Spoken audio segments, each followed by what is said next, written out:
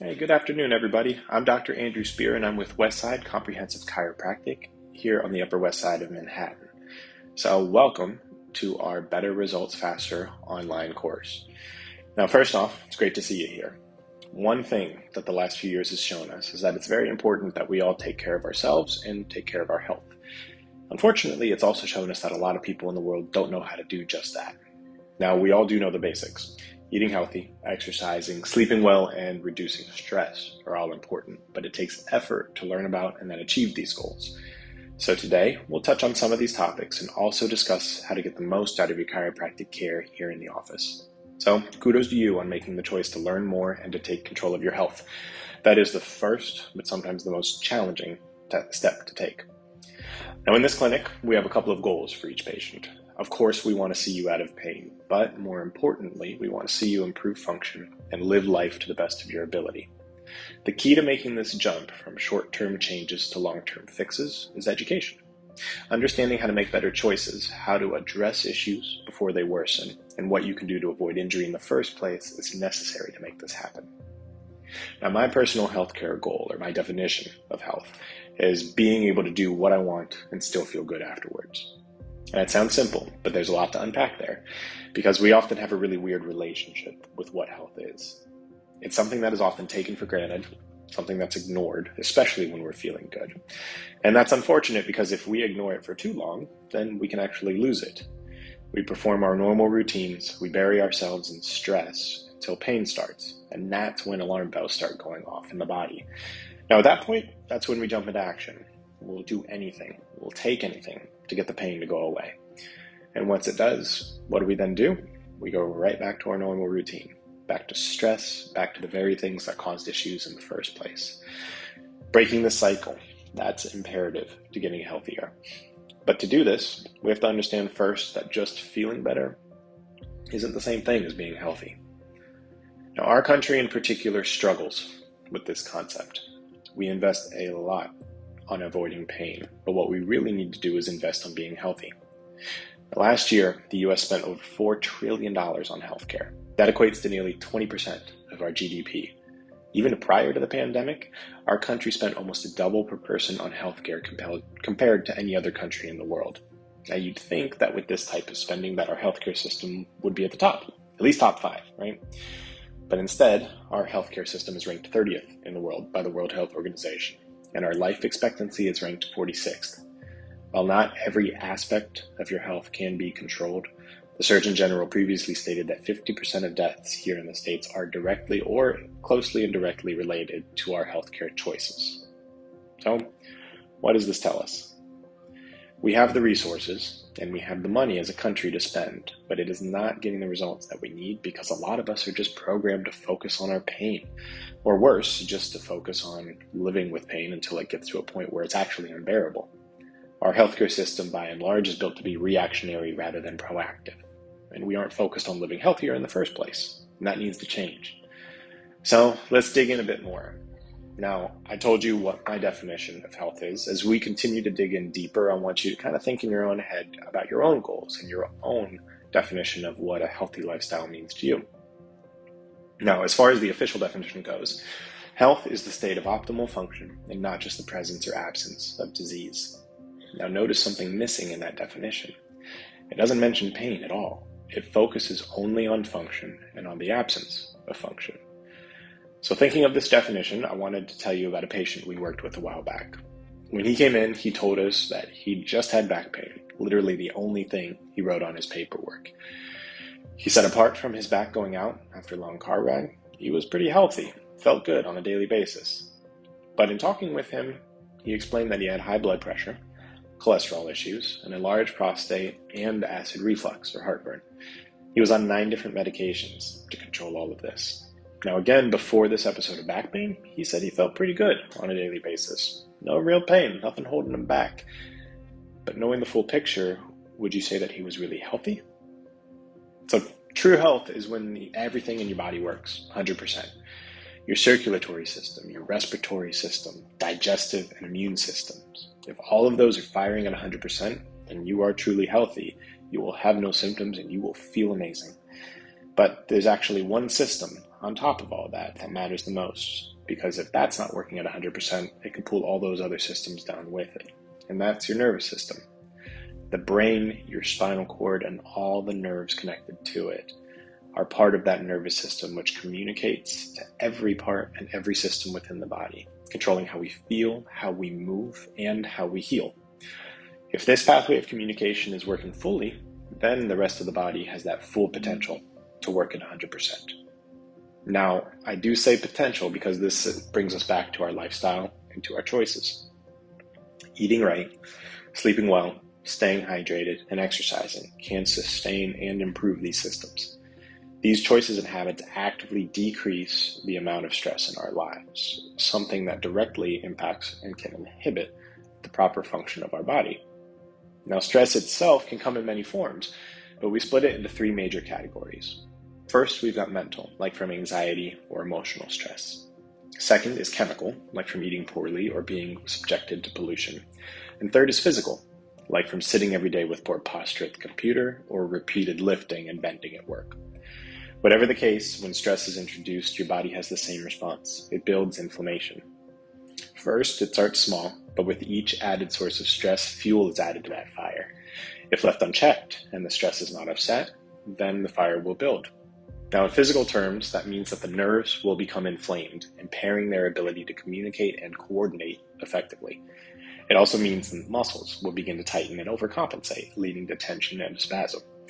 Eventually, this inflammation and the effects I just described will lead to compression and misalignment of the joints of the body, creating a condition that you've probably heard us talk about before in the clinic, something called a subluxation. Now, the good news is subluxations are what chiropractors treat on a daily basis. So you're in the right place to deal with them because the adjustments we performed are designed to ease and then eliminate them. But we'll come back to that and cover it more in just a little bit. Now, that process that I just described, though, that slow build of inflammation, is by far the most common cause of subluxation. Now, trauma, accidents, major injuries can definitely occur and create this condition. But in most cases, it's the activities of daily life that cause repeated micro traumas or small injuries that lead to stress and eventual injury. Ultimately, without treatment, even a mild subluxation will become severe and chronic. In the short term, it can lead to an increase of pain and nerve irritation. But in the long term, the inflammation from a chronic subluxation can actually lead to degenerative and arthritic changes in the joint and the discs of the spine, changing the physical composition of the joint itself, and in some cases, leading to major breakdowns, like a herniated or a ruptured disc, for instance. So now the good news in all of this is that once we know what's going on, and once a subluxated condition has been identified, then we can get to work on fixing it. As I said before, chiropractic care is designed to correct subluxations and to remove the interference that they cause. We do this with a series of adjustments designed to slowly and safely restore proper motion to the joints. With each treatment, we use hands-on techniques to stretch the muscles and guide the joints back to their original alignment. And in doing so, we will restore full function to the nerves and allow the spine to get back to what it's supposed to be doing, which is just supporting and protecting your nervous system.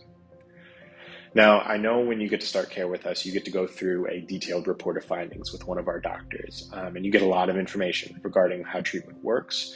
But as a quick refresher, we've got 4 phases of care that we want to work through to get you your optimal results. Now, stage 1 is focused on pain relief.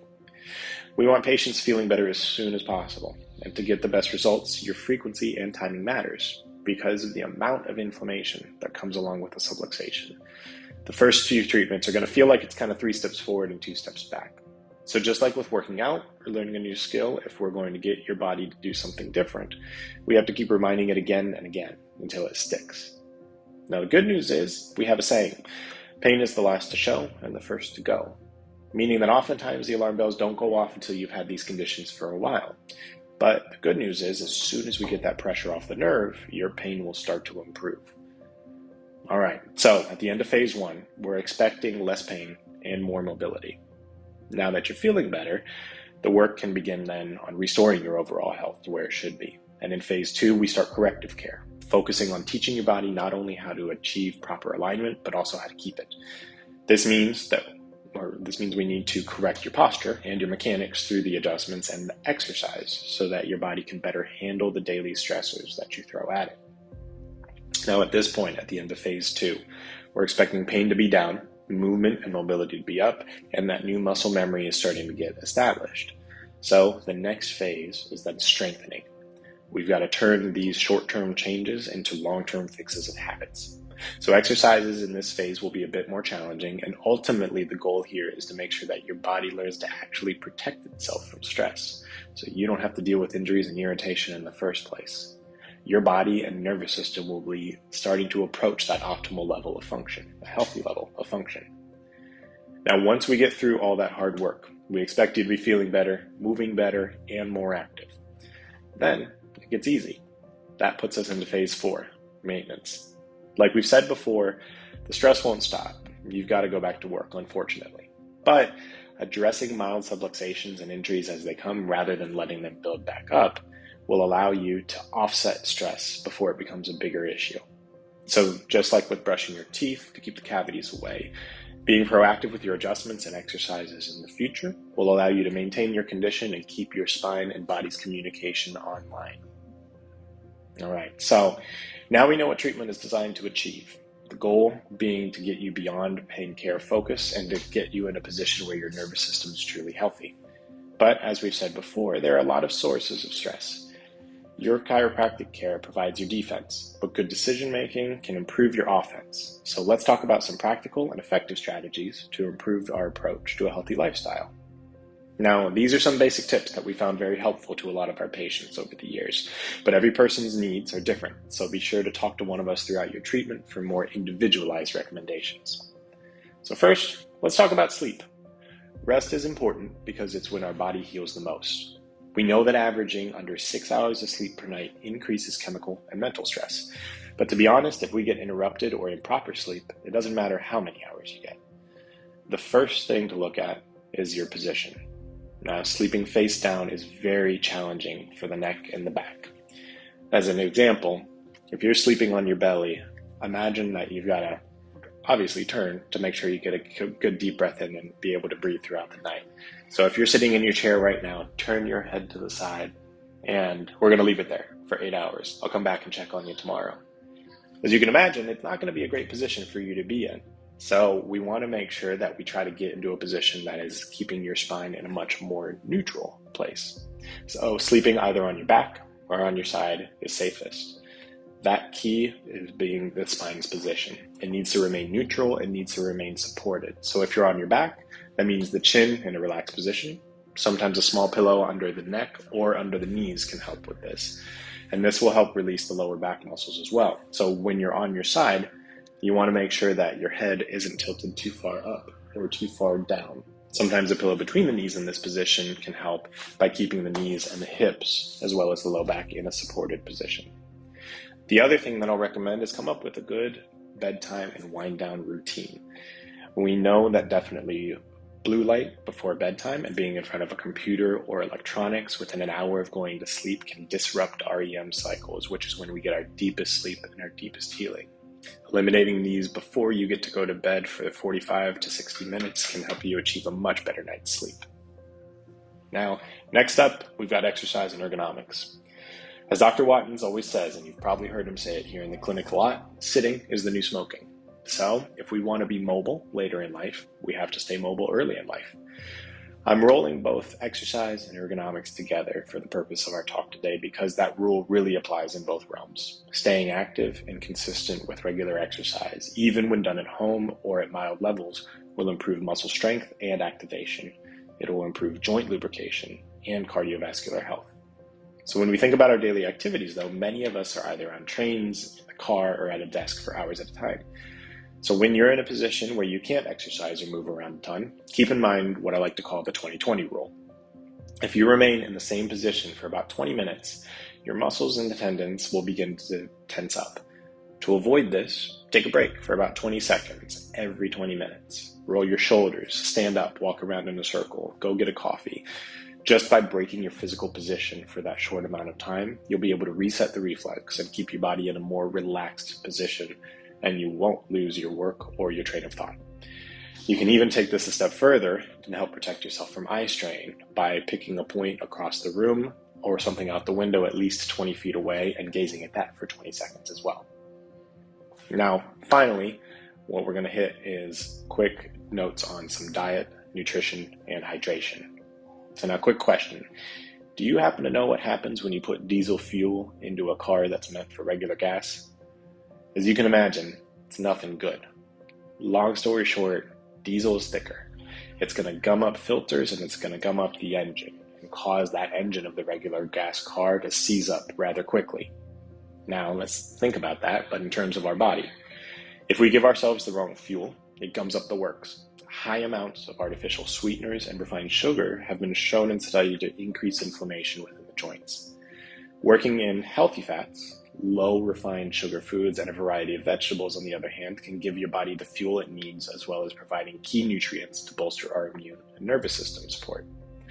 When it comes to nutrition, there are a lot of diets out there, a lot of different diets, but the ones that consistently show the best results when it comes to helping your body maintain low inflammation are the ones that teach you how to choose meals that are both filling and healthy. The Mediterranean diet is one such meal that's been proven to be very successful long-term. It focuses on creating meals with a mix of lean proteins, easy to digest grains, and sides of veggies and fruit. When it comes to hydration, then, the general recommendation is to drink half your weight in ounces every day. So to make your math easy, if you weigh 200 pounds, that means you would drink 100 ounces. Now, of course, if you're more active, that means you need a little bit more water. But proper hydration helps with every function and every cell of the body. Regarding muscles and bones, it helps you recover and flush out inflammation faster when stress occurs. And regarding digestion, the Cleveland Clinic actually recommends starting your day with a cool glass of water, as it aids and speeds your metabolism throughout the rest of the entire day. Now, certainly, there are lots of other topics that we can dig into, and I encourage you to ask us questions during your treatment in clinic. But today, I wanted to keep it to the basics so that you can build a strong foundation and live a healthier life. So, now that you've got all this information, it's time for you to start thinking, what can I do to make healthier choices? Like I said when I started, the hardest part is sometimes just making the decision to learn more. But now that you have, I'm going to challenge you to keep learning and to act on it. And as always, use your doctors and use us as resources to help you achieve your goals. Our goal in treatment is to make sure that you achieve those goals, and by helping you achieve that optimal level of health. All right, thank you so much for your attention.